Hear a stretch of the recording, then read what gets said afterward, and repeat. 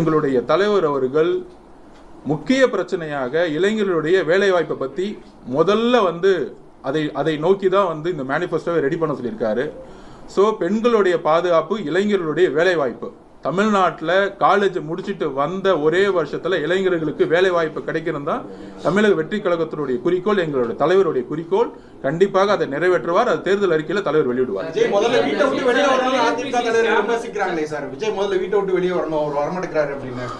ஒவ்வொரு வாரமும் ஒவ்வொரு மக்கள் சந்திப்பும் உங்க கண்ணு முன்னாடியே நடந்துச்சு. ஒவ்வொரு மாவட்டத்துடைய பிரச்சனைகளை பேசினாங்க. கரூருடைய பிரச்சனை யாரால உருவாக்கப்பட்டதுன்னு உங்களுக்கு தெரியும். ஒரு நார்மலான கட்சி தலைவர் வெளியே சொல்றதுக்கும், ஒரு கட்சி தலைவர் வந்தா 1 லட்சம் பேர் 2 லட்சம் பேர் வரும்பொழுது மக்களுடைய பாதுகாப்பை சார்ந்து நாங்க காவல்துறையோடைய பர்மிஷனை நாட வேண்டிய சுச்சுவேஷன் எங்களுக்கு இருக்கு. ஒரு 30 வருஷ வாழ்க்கையில நம்பர் 1 ஆகிறதுக்கு 16 மணி நேரம் 18 மணி நேரம் உழைச்சி அந்த இடத்துக்கு வந்திருக்காரு. வீட்டில் யாரும் சும்மா இருந்து சினிமா துறையில நம்பர் 1 ஆக முடியாது. 18 மணி நேரம் உங்களுக்கு தெரியும் சினிமா துறையை பத்தி. 16 மணி நேரம் 18 மணி நேரம் உழைச்சா மட்டும்தான் அந்த இடத்த நீங்க ஹோல்ட் பண்ண முடியும். அப்ப 18 மணி நேரம் உழைச்சி அவருடைய துறையில நம்பர் 1 இருக்கிறவருக்கு அந்த துறையை தூக்கி போட்டுட்டு இந்த துறையில நம்ம மக்கள் முன்னாடி ப்ரூவ் பண்ணோம்னா அவர் 24 மணி நேரத்துல 22 மணி நேரம் ரோட்ல நடக்கிறது ரெடியா இருக்கிறார். மராத்தன்மை ஓரத்துக்கு ரெடியா இருக்கிறார். ஆனால் காவல்துறையோட பர்மிஷன் என்ன சொல்லுது? எஸ்ஓபி நீங்க படிச்சீங்களா இல்லையான்னு எனக்கு தெரியல. தயவு செஞ்சு பத்திரிகையாளர் எஸ்ஓபியை படிங்க. இது வரைக்கும் தமிழ்நாட்டில் எந்த முதலமைச்சரும் இந்த மாதிரி எஸ்ஓபியை பதிவு பண்ணதே கிடையாது. 30 நாள் ஆகும். மக்களுடைய பாதுகாப்புக்கு அந்த கட்சி கூட்டம் தான் பொறுப்புன்னு சொல்றாங்க. தமிழ்நாட்டில் ஒவ்வொரு டிஸ்ட்ரிக்ட்லையும் ஆர்மட் போலீஸ் இருக்கு. உங்களுக்கு தெரியும் எதுக்காக இருக்கு? இந்த மாதிரி கூட்டம் வரும்பொழுது, திருவிழாக்கள் வரும்பொழுது மக்களுடைய பாதுகாப்பு அவங்க உறுதி செய்யணும். அவங்க சொல்லி நாங்க செய்யலன்னா அப்போ நம்ம பர்மிஷன் டினை பண்ணலாம். நாங்க எங்களுடைய கோரிக்கையை நாங்க தலைவர் வராரு, பர்மிஷன் வராருன்னா எங்களுடைய கோரிக்கைப்படி மக்கள் திருச்சி கூட்டம் நீங்க பார்த்திருப்பீங்க. 7க்கு 11 கிலோமீட்டருக்கு 7 மணி நேரம் ஆச்சு. திருவாரூர் கூட்டம் 3 கிலோமீட்டருக்கு 3 மணி நேரம் ஆச்சு. அப்போ மக்களுடைய கமிட்மெண்ட் அதிகமா இருக்கும் பொழுது எங்களுடைய நிர்வாகிகள் 2000 பேர் இருக்கலாம். எந்த கட்சியா இருந்தாலும், திமுக எதிர்கட்சியா இருக்கும் போது கூட நிர்வாகிகள் 2000-3000 பேர் பாதுகாப்பு பண்ணி கொடுக்கலாம். ஆனால் காவல்துறை கிட்ட தான் ரோடோடைய கண்ட்ரோல் அவங்க கண்ட்ரோல்ல தான் இருக்கு. எந்த ரோட்ல யார் வரணும், எதை எப்படி பிளாக் பண்ணணும்னு அவங்க கண்ட்ரோல் இருக்கு. அப்ப 6 கூட்டம் முடியறதுக்குள்ளேயே ஒரு மிகப்பெரிய இழப்பை நாங்க பார்த்துட்டோம். அந்த இழப்பு எங்களுக்கு நடக்கக்கூடாம இருக்கணும்னு, இன்னும் நடக்கக்கூடாது இருக்குங்கிற தலைவருடைய மிகப்பெரிய எங்களுக்கு ஒரு மிகப்பெரிய ஒரு மக்களுடைய பாதுகாப்பு நோக்கி நாங்க போயிட்டு இருக்கோம். அப்ப ஒரு தலைவருடைய வருகை பிரச்சாரம்ங்கிறது முழுக்க முழுக்க காவல்துறையோடைய சப்போர்ட்டோட தான் நாங்க நடத்த முடியும். அவர் வீட்டில் உட்காந்துட்டு என்ன பண்ண போறாரு? அடுத்த 30 வருஷத்துக்கு என்னுடைய வாழ்க்கை, 40 வருஷத்துக்கு நான் சாவர வரைக்கும் அரசியல் சொல்லிட்டு வந்துட்டாரு. மலேசியாவிலே பார்த்திருப்பீங்க. அப்ப எங்களுடைய பர்மிஷன் நாங்க கேட்கிறோம். இப்ப கூட சேலத்துல கேட்டோம். அவங்க என்ன பர்மிஷன் கொடுத்தாங்க? 5000 பேர் கீழேனா நாங்க உடனே கொடுத்துருவோம். 50000 பேருனா எங்களுக்கு 40 நாள் ஆகும், 30 நாள் ஆகும். 40 நாள் ஆச்சுன்னா நோட்டிபிகேஷன் வந்துடும். நோட்டிபிகேஷன் வந்து அப்புறம் எலெக்ஷன் முடிஞ்சிடும். 40 நாளுக்கு ஒரு கூட்டம் போறதா இருந்தா எலெக்ஷனே முடிஞ்சிடும் எனக்கு. அப்போ அவங்களோட நோக்கம் என்ன? அப்போ அவங்க நோக்கம் 4000 பேர் வச்சு கூட்டத்தை நடத்துங்கிறாங்க. நாங்கள் உடனே பர்மிஷன் கேட்டுறோம். ஓகே, நாங்கள் 4000 பேர் வச்சு கூட்டத்தை நடத்திக்கிறோம். அதுக்கான இடத்தை நாங்கள் ரெடி பண்ணிட்டோம். பாதுகாப்பை நீங்கள் உறுதிப்படுத்துங்க. இதுதான் நாங்கள் போலீஸை கேட்டுக்கோம். ஈரோட்டில் நாங்கள் சும்மா குறை சொல்ல போலீஸை. ஈரோட்டில் நாங்கள் பர்மிஷன் எடுத்து நடத்தணும். அங்கே இருக்க எஸ்பி உண்மையிலே நல்லா சப்போர்ட் பண்ணாங்க. கரெக்டான மக்கள் பாதுகாப்பு கொடுத்தாங்க. நாங்கள் அமைதியாக இருந்தோம். ஆனால் கரூரில் அந்த போலீஸ் அப்படி சப்போர்ட் பண்ணலை. அதுக்கான என்கொயரி போயிட்டு இருக்கு.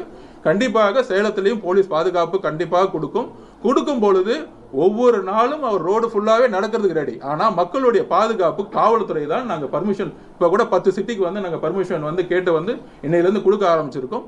காவல்துறை அனுமதி கிடைச்ச உடனே அவருடைய விசிட் ஒவ்வொரு நாளும் இருக்கணுங்கிறதா மக்களுடைய எதிர்பார்ப்பு, தலைவருடைய எதிர்பார்ப்பு. விஜய் அவர்களுடைய பேச்சில் இதுவரைக்கும் குற்றச்சாட்டுகள் இருந்தது. ஆனா ஒரு சொல்யூஷன் கிடையாது. நான் இதை பண்ணணும் அப்படிங்கிற ஒரு சொல்யூஷன் கிடையாது. சொல்யூஷன் சோசியல் மீடியா விமர்சனத்துக்கு தான் பதில் சொல்றாரு. இது ஒரு வீட்டை விட்டு வெளியே வராத விமர்சனத்துக்கு பதில் சொல்றாரு. அவர் 10 நிமிஷம் பேசுறாரு சொன்னதுக்கெல்லாம் பதில் சொல்றாரு. தவிர அரசு எந்த இடத்துல எங்க பிரச்சனை இருக்குதுன்ற அடிப்படை பிரச்சனைகளை பத்தி சொல்லல. சென்னை நகரத்துல பாத்தீங்கன்னா தினம் ஒரு நாளுக்கு ஒரு போராட்டம் நடந்தது. போராட்டத்தை பத்தியும் பேசல. போராட்டத்துக்கு களத்துக்கும் விஜய் அவர்கள் வரல.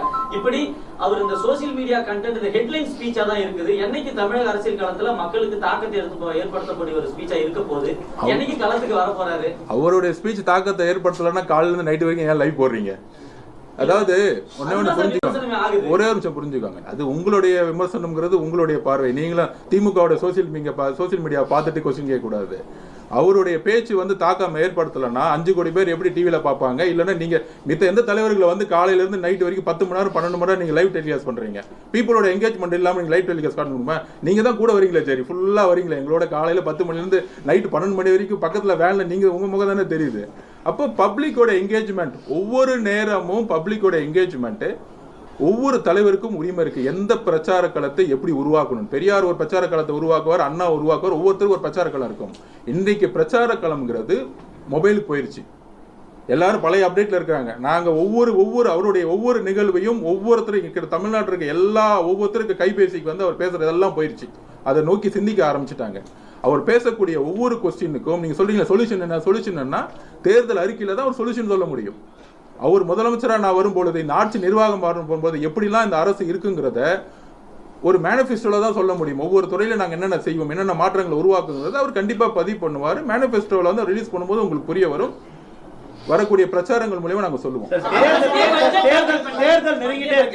தேர்தல் நெருங்கிட்டே இருக்கு.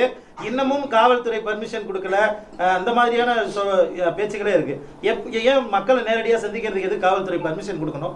நீங்க அரேஞ்ச் பண்ணலாம், மக்கள் சந்திப்பு இல்லாம நிர்வாகிகள் சந்திப்பு. இல்ல அதுதான் சொல்றேன். மித்த தலைவர்களுக்கும் இங்க இருக்கு என்ன பிரச்சனைனா, இப்ப வந்து பாத்தீங்கன்னா ஒரு தெருவில் நாங்க வந்து ஒரு 20,000 பேர் மக்கள் வராங்கன்னா திடீர்னு 50,000 பேர் வரக்கூடிய இடத்துல காவல்துறை சப்போர்ட் இல்லாம நம்மளால எங்க தலைவர் வச்சு கூட்டத்தை பண்ண முடியாது. இதுதான் பிரச்சனை. ஆல்ரெடி ஒரு பிரச்சனையை நாங்க பார்த்துட்டோம். நீங்களே பார்த்துருப்பீங்க எவ்வளவு பெரிய பிரச்சனை. ஒரு தெருவில் வந்து அந்த இடத்துல மேக்ஸிமம் 10,000 பேர் நிக்கலாம். ஆனா அன்னைக்கு ஃப்ளோ எவ்வளவு போச்சு நம்மளால கால்குலேஷன் கூட பண்ண முடியாது. நீங்க என்ன வேணா விமர்சனம் பண்ணலாம், இந்த மக்கள் வந்து ஓடி வராங்க, பாக்குறாங்க, அவர் வந்து ஃபேன்ஸா வராங்க அப்படின்னு.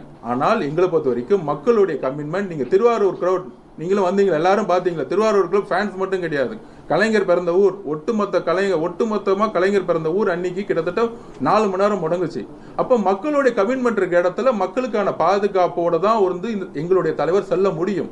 இது ஒரு பேஸ். இதுதான் நாங்க பதிவு பண்ணிட்டே இருக்கோம். இப்ப பர்மிஷன் வந்து சேலத்துல கொடுத்துட்டாங்க. அதுலயும் நாங்க சொல்லியிருக்கிறோம், மக்களுக்கு வந்து எல்லா மக்களுக்கும் அழைப்பு கிடையாது, தேர்ந்தெடுக்கப்பட்ட மக்கள் மட்டும்தான் நம்ம வந்து பதிவு பண்ண போறோம். ஏன்னா அதுதான் காவல்துறை வந்து கண்டிஷனே போட்டிருக்கு. இவ்வளவு பேர் தான் வரணும், 4,500 பேர் தான் வரணும், அதுக்கு மேல வந்தா நாங்க வந்து பர்மிஷன் 30 நாள் ஆக்கணும்னா நாங்க எப்படி பாண்டிச்சேரி லிமிட் பண்ணமோ காவல்துறையோடைய கோரிக்கையும், அதுக்கப்புறம் வந்து இன்னைக்குடைய அரசியல் சுச்சுவேஷனுக்காகவும் அவர் வந்து எல்லா டிஸ்ட்ரிக்ட் விசிட் பண்றதுக்காக நாங்க வந்து பர்மிஷன் வாங்கியிருக்கோம். ஒவ்வொரு வாரமும் நாங்க பர்மிஷன் வாங்கி அவர் விசிட் நாங்க வந்து திமுக பேச்சுவார்த்தை பண்ண சொல்லுங்க. என்ன பார்த்து கஷ்டம் கேட்டிருக்கீங்க? காங்கிரஸோடைய கிரீஷ் சார் வந்து 2 மாசமா வெயிட் பண்ணிட்டு இருக்காரு. அறிவாலயத்துக்கு வெளியே பேச்சுவார்த்தை நடத்துங்கன்னு. எப்ப பார்த்தாலும் 2 கட்சிக்கு வந்து ரொம்ப என்ன சொல்றது, நாங்க வந்து செக்குலரிசம் ஃபோர்ஸ், அதுக்கப்புறம் வேற என்ன சொல்லுவாங்க, உருட்டுவாங்களே, என்னென்னமோ இந்தியா கூட்டணி, மத சார்பற்ற கூட்டணி, திடீர்னு அப்பப்போ ஒரு போராட்டம் பண்ணிக்கிட்டு மேல நின்றுட்டு இருப்பாங்க. ஆனா அங்கிருந்து காங்கிரஸ் தலைமை வந்து பேச்சுவார்த்தை குழு அனுப்புவாங்க. ஆனா அறிவாலயத்துக்கு வெளியே நிக்க வச்சுட்டு அவங்க பாடி நின்று பேசிக்கிட்டே இருப்பாங்க. இவங்க கேட்ட திறக்கவே மாட்டாங்க. கூட்டணியில இருக்கிறாங்க, அங்க பேசிட்டோம், அதுக்கப்புறம் நாங்க பேசிட்டோம். தலைவர் 234 தொகுதியிலையும் மனு வாங்க சொல்லிட்டாரு. எங்களுடைய பிரச்சாரத்தை நாங்க உருவாக்கிட்டோம். உங்களுக்கு தெரியும், 1 மணி நேரத்திலேயே 10,000 அப்ளிகேஷன்ஸ் வந்து ஃபுல் ஆகி ஆன்லைன்ல போட்டுட்டோம். யாரும் வந்து ஆபீஸ் வராதீங்கன்னு சொல்லிட்டோம். இது வரைக்கும் எந்த கட்சிக்கும் இந்த மனுவை வாங்குறதுக்கு, இப்ப எலெக்ஷன்ல நிக்கிறதுக்கான மனுவை வாங்குறதுக்கு இது வரைக்கும் இந்த மாதிரி நடந்ததுல நீங்களே பார்த்திருப்பீங்க. நாங்க ரொம்ப உறுதியா இருக்கும். 234 தொகுதியிலும் நாங்கள் தனியாக நின்றே வெல்ல முடியும். நட்பு சக்திகள் வந்தால் நாங்கள் வரவேற்பு மட்டும்தான் சொல்றோம்.